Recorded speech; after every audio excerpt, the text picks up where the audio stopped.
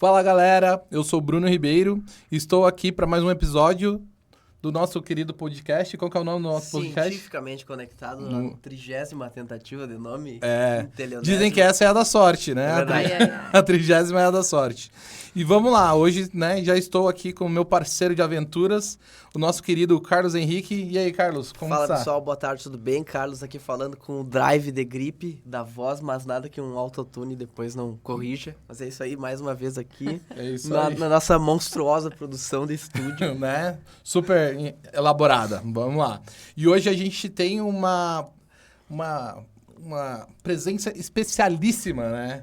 Que a gente vem tentando, né? Assim, pessoas importantes é difícil trazer, assim, É verdade. né? Sempre é dá errado. fácil conciliar a Sempre agenda. dá alguma É coisa errada. difícil conciliar a agenda e tudo mais, mas depois de muita luta, né? Nossos agentes conversando Muitos com os agentes convites, dela, né? Muitas negações aí, né? Finalmente conseguimos trazer a nossa querida convidada, a professora pesquisadora Thaís Stefanello Ghisleri. Professora, seja bem-vinda, né? É um Obrigada. prazerzaço estar contigo. E, por favor, se apresente aí para quem está nos ouvindo. Olá, pessoal, tudo bem? Eu sou a professora Thaís. Eu tô aqui na UFN desde 2006, então faz Tem tempinho. uma estradinha aí. Isso, quando comecei, eu ainda dei aula para os primeiros alunos que se formaram na publicidade. E de lá para cá, venho trabalhando sempre no laboratório de pesquisa. Acho que é por isso que eu tô aqui, né? É claro, possível. né? Não tem como. Eu também atuo no mestrado em Ensino de Humanidades e Linguagens, aonde, Né? os dois aqui foram meus orientandos, então a gente Coincidência? Acho que não. Acho que não. Então, no mestrado, eu cheguei no segundo semestre do curso, então, mas desde o início também. Muito bom. O que mais? É isso aí, Thaís. Bom, né? Então Ela não pode falar muito, porque senão a gente fica com vergonha do nosso currículo. Vamos pegar leve, né? Mas assim, ó, só para vocês saberem, a Thaís é a nossa perita em pesquisa, né? Segundo os alunos, né? verdade. Saiu uma enquete. Isso aí é um certificado que eu ganhei dos alunos da GEMA no dia do professor, tá? Eu tenho lá, registrado. É isso aí, temos não. provas. Tá no Lattes? Tá no Lattes? Tá no Tem que Lattes. tá no Homenagens Lattes. tem que estar no Lattes. Claro. Então tá, agora que estamos todos apresentados, né? Vamos falar um pouco qual que é o tema de hoje, né? O que será? O que será? Hoje o tema não é tão polêmico. Mas ele é conflito existencial. Ah, meu Deus. É pior do que polêmico. É. Ele dói. Ele dói no coração. No episódio de hoje, vamos discutir os caminhos da pesquisa científica, desde a graduação até os desafios enfrentados por quem escolhe essa carreira no Brasil. Que é difícil, Né? É trabalhosa. É trabalhosa, né? Então, né, nada melhor do que um tema bem chamativo para isso, né? Ah, é trabalhosa, mas também é muito divertida. Mas é muito divertida, não, com claro. certeza. com Não, tem a sua parte boa. Senão não existia isso daqui, É né? verdade, sim. A gente não estaria aqui, né? Isso aí. Então, o tema de hoje é largar tudo para ser um Power Ranger? Né? O meu pesquisador e os caminhos da pesquisa científica. Vamos nessa? Tu Bora sabe lá, que eu bora nunca lá. gostei dos Power Rangers. Ah, sério? Ah, legal.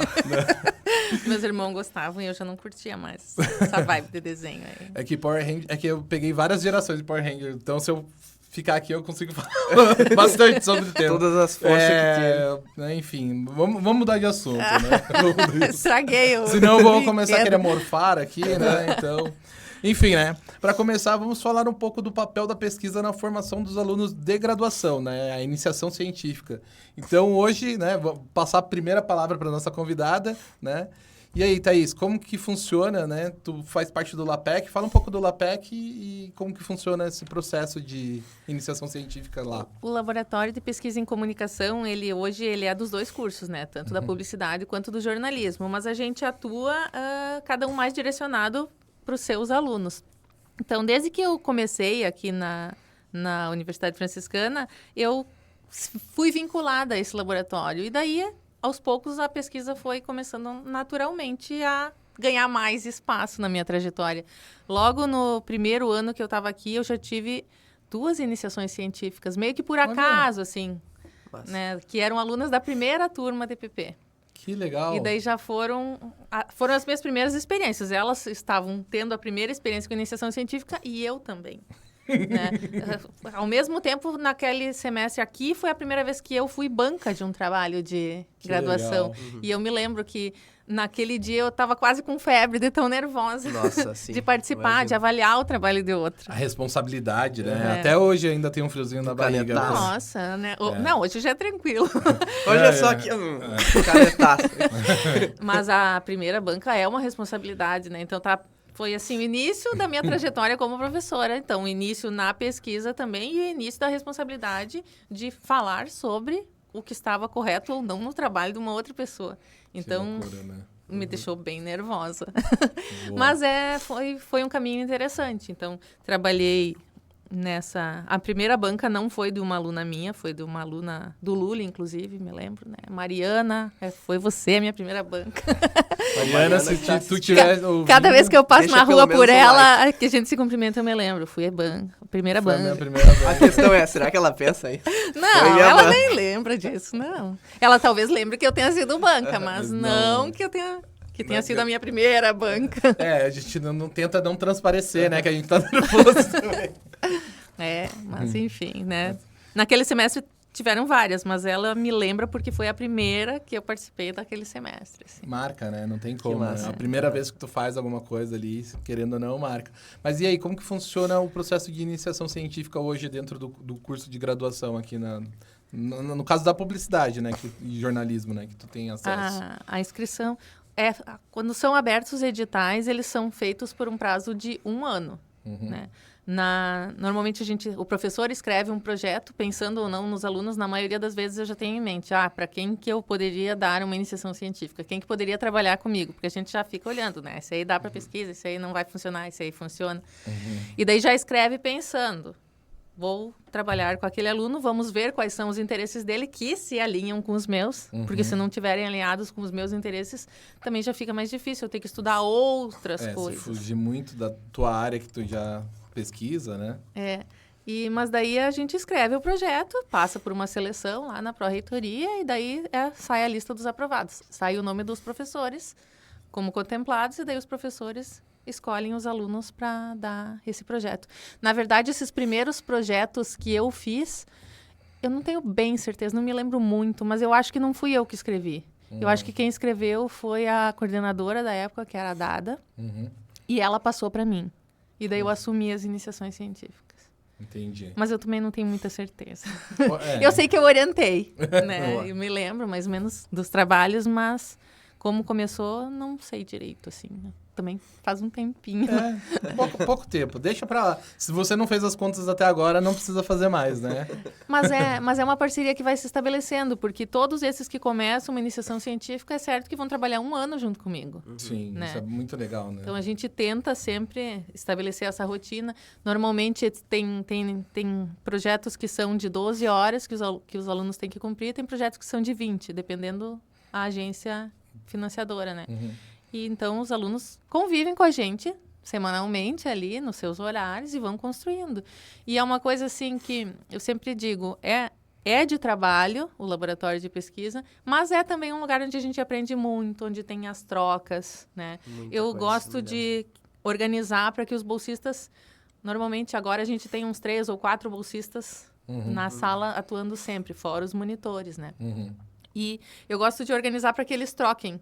Então, normalmente cumprem 2 tardes ali no LAPEC. Que um venha trocando com o outro e o outro troque com o outro, para que não venham sempre os mesmos iguais, para que tenham mais circulação. E daí um conhece mais a ideia do outro. E esse semestre a gente está tentando sempre fazer um encontro mensal para que todo mundo saiba o que os outros estão fazendo. Porque, na verdade, todos os que trabalham ali fazem parte da minha pesquisa maior, do meu guarda-chuva, como eu digo, né? Então, as pesquisas caminham juntas. Sim. Então, sempre um pode contribuir com o outro. A gente tem um drive com e-books, onde a gente troca também. Tem um e-book legal, vai servir para o outro, compartilha ali, para que a gente possa pesquisar. Um não sabe fazer uma citação, passa para o outro. O outro ajuda. O outro ajuda. E hoje, né, não menos importante, temos um aluno que foi teu aluno de iniciação científica. E aí, Carlos, quer falar um pouquinho da... Desculpa, eu dei spoiler. Quem será? Né? Carlos, quer falar um pouquinho da sua experiência? Como que foi ser aluno de iniciação científica lá no LAPEC? Ó, cuidado que ela tá de olho em ti. O Carlos é meu case de sucesso. Obrigado, prof. Que responsa, hein? Então, né, a iniciação científica, ela foi o que me colocou com rumo na vida. Falar de forma Olha. bem profunda, assim, sem ser emotivo, porque o podcast ainda tem uma pegada, assim, de zoeira. Mas não, sério mesmo, foi o que me colocou com rumo na vida. Porque eu entrei na faculdade, literalmente porque eu fui fazendo a lista. O que não tem matemática? O que não tem mas eu também cálculo? escolhi assim. O que não tem química? E O daí que ele não tem só faz pesquisa E qualitativa. daí eu enxerguei, né? Aí eu encontrei a publicidade. Só que aí já na primeira aula de publicidade, eu comecei a ter contato com os temas de comunicação, temas de tecnologia, temas de artes, né? Que são interesses meus. E aí eu lembro que na minha segunda semana, não me lembro agora se foi no segundo mês ou na segunda semana de aula, uma colega minha, que era a Rafaela Milani. Rafa, se estiver assistindo, deixa um like, muito obrigado. Deixa isso um aí, like, Rafa. Deixa o Ajuda like. a gente.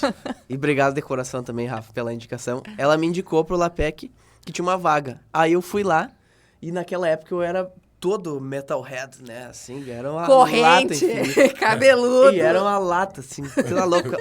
A última pessoa que tu esperaria encontrar e ver entrando dentro do laboratório de pesquisa. Até porque, pra mim, eu tinha aquela concepção de que a pesquisa era algo super formal, engessado, estruturado. Então, eu pensei, o que vão querer comigo ali? Mas vamos ver, né? Vamos conhecer todo no início do curso. E daí a Prof. Thaís me recebeu de uma forma muito gentil. Literalmente me abraçou lá dentro, assim. E já me deu a minha primeira temática de pesquisa, que eram os aplicativos mobile na educação. Que de uma forma ou de outra foi o que me iniciou dentro da pesquisa e que me impulsionou depois para dentro da cultura digital, que depois da cultura digital para dentro das linguagens digitais e dinâmicas digitais e posteriormente para os memes, que é o meu principal tema de pesquisa atual, Que sabe? legal, Então, cara. e tudo isso em 4 anos, né? Eu fiquei toda a minha graduação dentro do LAPEC, literalmente dentro do LAPEC, né? Eu saía da aula e ia pro LAPEC. Em vez de ficar no pátio no intervalo, eu ficava no LAPEC. Porque tinha os amigos, porque tinha café de graça, né? Não, mas isso aí. O café Mas, fazia assim, toda a diferença. Mas assim, tipo, durante toda a graduação, assim, ó, a pesquisa foi o que me guiou. Cara, eu quero seguir nesse caminho, quero seguir pesquisando, quero seguir produzindo, quero seguir nessa linha. E foi a partir do LAPEC e da iniciação científica e com a Prof. Thaís que eu consegui tudo isso. Então, Eu sempre digo que o LAPEC é a nossa casa dentro da UFN. Então, sim. quem é bolsista ali da iniciação científica também é um pouco dono dessa casa. Então, a gente tem que cuidar Sim. esse ambiente, né? Tem que tratar bem as pessoas que estão ali, mas também tem que fazer o nosso trabalho. Sim. Só fazendo um adendo, né? Eu já era... Eu estava um tempo sem estudar, entrei como aluno de mestrado e fui contemplado com a orientadora Thaís. E as nossas orientações rolavam no LAPEC. Então, era muito legal, primeiro, porque eu conhecia, eu conheci o Carlos, conheci o Massaro, enfim, outros alunos que faziam parte ali. E essas interações também, né? Então, não era porque eu estava no mestrado que eu não trocava com o Carlos, que estava na graduação, que eu não trocava com, enfim, né? Com os outros alunos que estavam ali. Então, eram momentos muito legais e eu sempre me senti muito acolhido, mesmo sendo do mestrado, não sendo literalmente da PP ali, do LAPEC. Então, eu sempre me senti muito à vontade de estar lá e a gente fazia questão de ir lá, até visitar. Às vezes, tava de bobeira na faculdade, vamos passar lá no LAPEC e ver quem tá lá, né? É isso aí. E o mesmo, Bruno, vou te falar que vice-versa também, né? A mesma coisa. A quantidade de oportunidades que o pesquisador da iniciação científica de graduação tem de participar de artigos e projetos com alunos de um mestrado ou de um doutorado também é muito grande. Então, quem está dentro, quem começou agora a graduação, já está se interessando por esse caminho da pesquisa e tem a oportunidade de ingressar numa iniciação científica ou então, melhor ainda, num laboratório, num grupo de pesquisa, vá a fundo, se jogue de cabeça, porque tu vai ter o contato com essas pessoas que estão nos níveis mais superiores, assim. E isso depois, quando a gente vai participar de um processo seletivo, nos joga lá pra frente, porque o nosso currículo ele vai sair muito maior. Sim. Pô, uma coisa é eu ter um currículo com, digamos assim, algumas esporádicas participações em eventos. Uma outra coisa, eu tenho um currículo com artigos publicados em conjuntos de mestres e doutores. Então, isso dá um peso muito maior. E a gente consegue pela iniciação científica e pelos laboratórios de pesquisa. E outra coisa que o laboratório tem de bom, a gente tem computador, a gente tem internet, a gente tem a mesa ali para estudar, um espaço de trocas. A estrutura é para isso, né? Pensada para isso. Não é todo aluno que tem um espaço. Bom, preciso fazer um trabalho, onde é que eu vou fazer, né? Então, quem está na iniciação científica tem todo esse contexto, tem uma todo esse estrutura espaço, de acolhimento. né, que pode usar. E claro que a gente está sempre por ali, né? Então, tem uma dúvida. E não é só a dúvida, eu sempre digo, faça a tarefa que tem que fazer, mas sobrou tempo, vai fazer o trabalho da outra professora lá. Tá precisando, né? Aproveita, tu tá ali dentro, não é porque tu deu conta do teu trabalho, aproveita para fazer os trabalhos de outro curso. Até lá na Gema também, que é um outro laboratório que a gente tem no curso, aí também a gente abre esse espaço para os alunos. Junta, né? Principalmente final de semestre, junta muito trabalho. Não, vocês podem se reunir ali na Gema, a gente, né, organiza os horários para que eles possam aproveitar o espaço para fazer trabalhos e outras atividades também, né, que são relacionadas ao curso, que são interessantes, porque tudo, querendo ou não, aqui não é só educar, né, mas assim, é formar pessoas, né, então formar profissionais. Então, quanto melhor a gente otimizar os espaços e dar condições para os alunos, acredito que melhores profissionais sairão, né? Assim. E às vezes rende o que tu tá fazendo, então tu vai embalado. Às vezes não rende nada. Então, o que é melhor? Trocar, conversar, falar bobagem, né? Criar outras referências, ir lá, bater na sala do laboratório vizinho e ver o que tem, qual é a novidade de lá. Tomar um café. Lá vocês, no LAPEC, no Link. Fazer uma coisa diferente. Eu estava me lembrando agora que é época de Natal, né? Um dia nós estávamos no LAPEC conversando, acho que foi ano passado.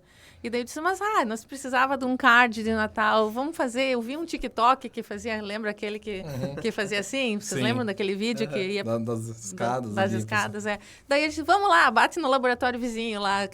Alguém pode gravar isso com a gente? O roteiro é esse, tá? Fomos lá e gravamos e ficou bem legal. Ficou bem divertido.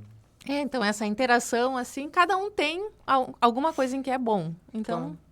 Cada um pode aproveitar um pouquinho do outro. Sim. Sempre, né? Enfim, é uma parceria, né? Com certeza.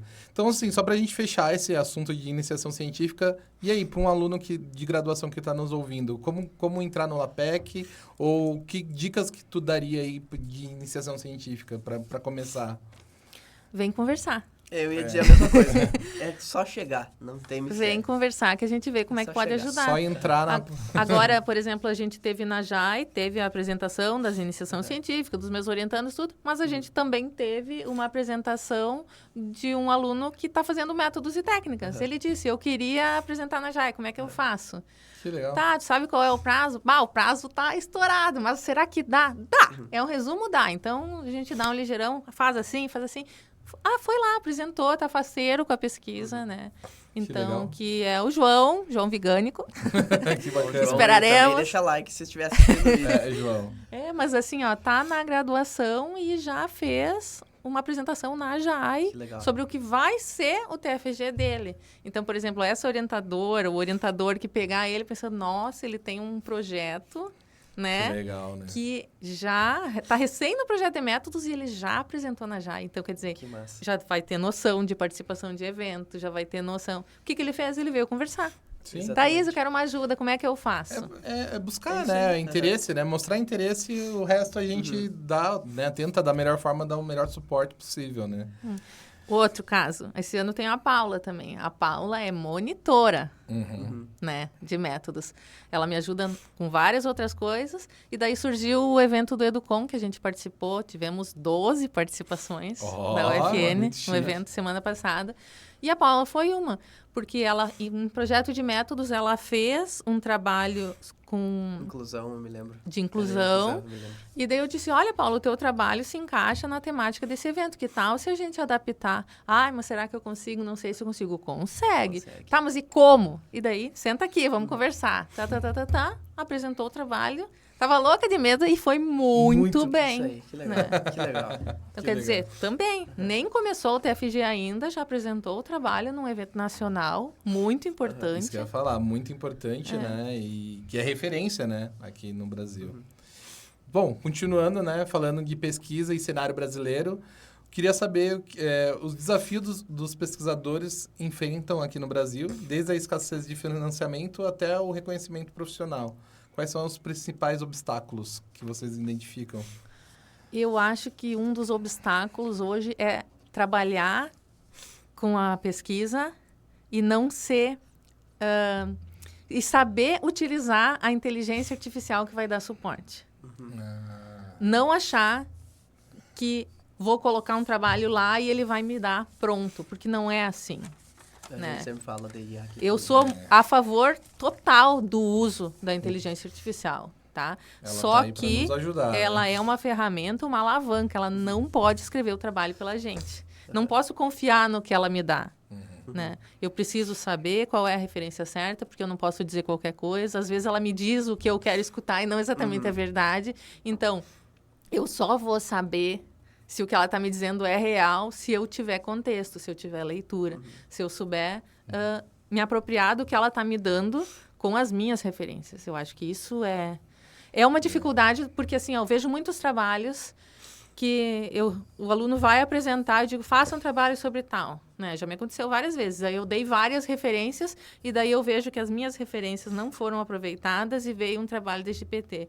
Pô, eu sei, eu identifico. O professor Claro, sempre sabe. né? Eu sei. Não, na verdade, até dos episódios que a gente falou sobre educação, a gente falou assim, cara, a gente quando chegou, a gente descobriu o GPT, a gente começou junto com ele, né? É, né? Então, assim, você acha que a gente não sabe identificar? Cara, e assim, bate o olho, né? Você consegue perceber ali organização do texto. E assim, até pelo perfil do aluno, né? Tu pede pro aluno escrever uma frase ali, a Você forma que sabe. ele escreve, daí depois tu vai ver Sabe uma que leitura. não foi ele. É. Ele falou, tu não escreve assim, cara. Então, acho que no sentido assim, ó, é uma dificuldade não se deixar seduzir por o que ela pode dar, sem Pela facilidade. pela né? facilidade que ela pode dar, sem entender que a pesquisa precisa de aprofundamento. Porque precisa. Claro. Não é uma coisa assim, ó, dei lá, fez, tá pronto. Não. Uma vez a gente estava conversando e a gente até falou assim, ó, dá para fazer uma dissertação em um mês. Dá para fazer.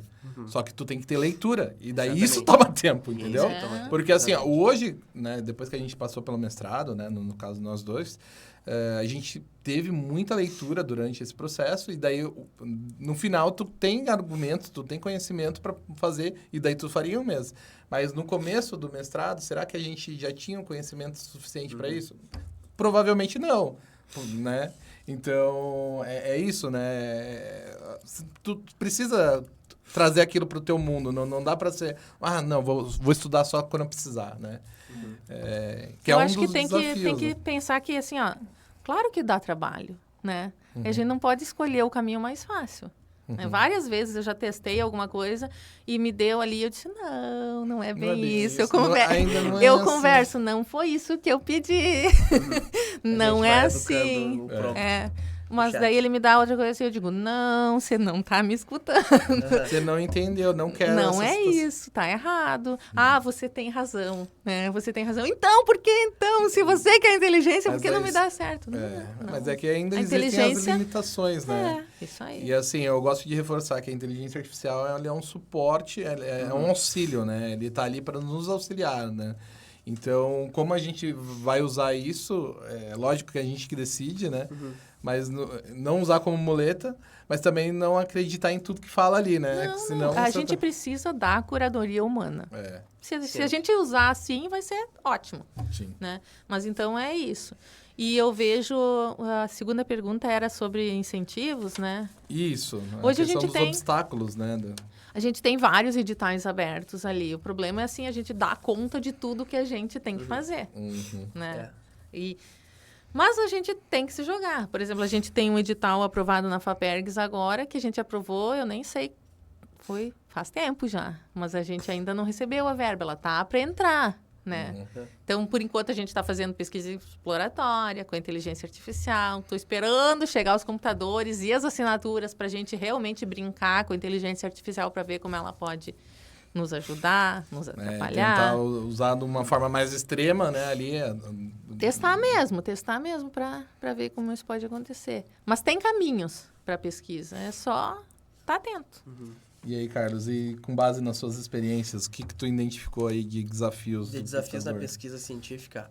Bom, primeiro de tudo, a gente pode classificar em vários tipos de desafios, né? Vamos pensar primeiro nos desafios, vou usar um termo, intelectuais. Por que intelectuais? Porque, como a gente estava falando, pesquisa precisa de leitura. Então, quem não está habituado a ler já vai começar com uma dificuldade absurda em pesquisa. Por quê? Para cada artigo que a gente vai escrever, a gente tem que ter lido uns 10 ou uns 15 antes, para ter um embasamento.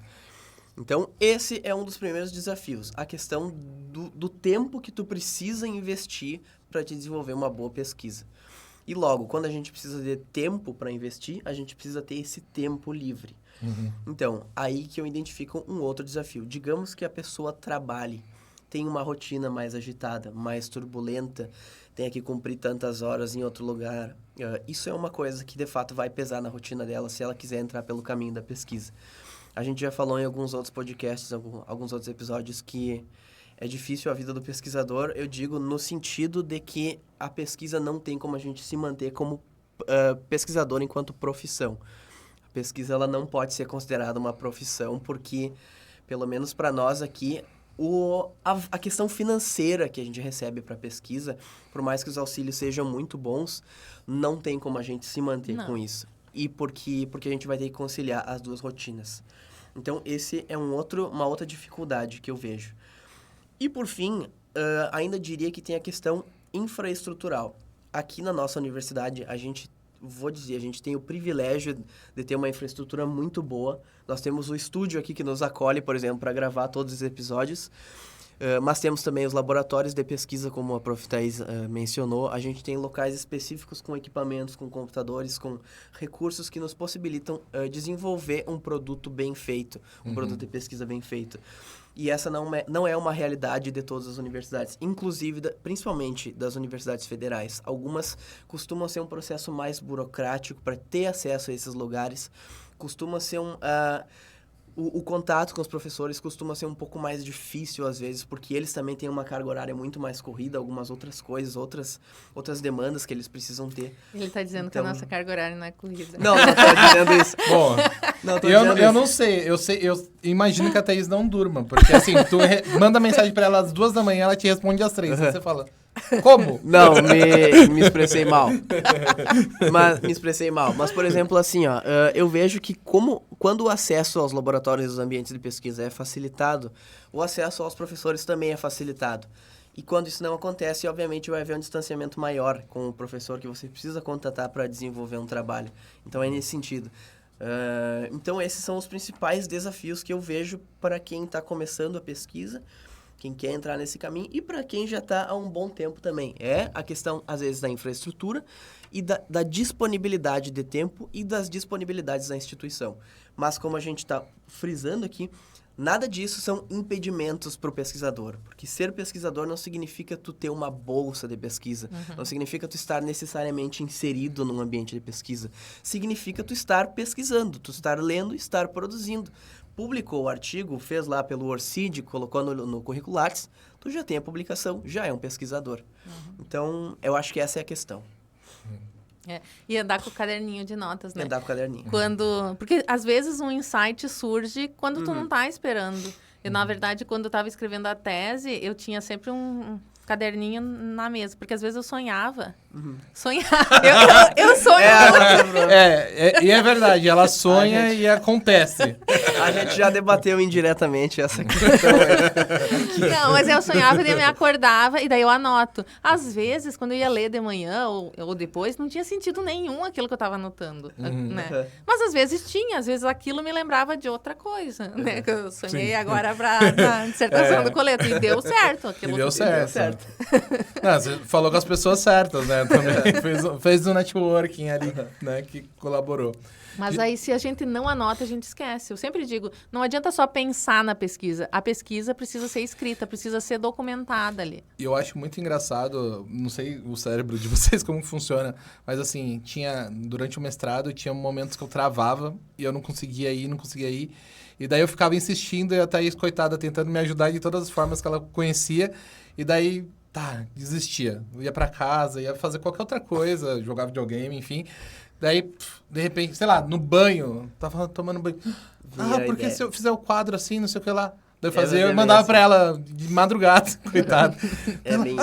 É isso, vamos. Então, é isso, né? Às vezes também é importante você ter outros momentos ali pra relaxar também. Né? Lógico, a leitura é importante, tem que ter uma dedicação, mas também, né, não se privar do resto, né? Pra isso. Gente, infelizmente, estamos chegando ao fim. Tava Mas muito bom. Você viu? Mais Tá umas bem 15 tranquilo, perguntas né? aí, a gente vai ter que fazer uma parte 2. Pois é, Thaís, você já sabe, né? Já vamos agendar com seus agentes. Gostei. Venha mais vezes, por favor. Vai ser sempre um prazer recebê-la. Sempre. Né? Hoje falamos, então, sobre os caminhos, desafios e impactos da pesquisa científica, né? Fica uma reflexão. Será que estamos fazendo o suficiente para valorizar os pesquisadores e incentivar nossa geração a trilhar esse caminho? Podemos fazer mais. Profundo. É verdade. Acho que podemos fazer mais, né? Sempre podemos. Carlos, quer deixar uma última palavra pro pessoal aí? É isso aí.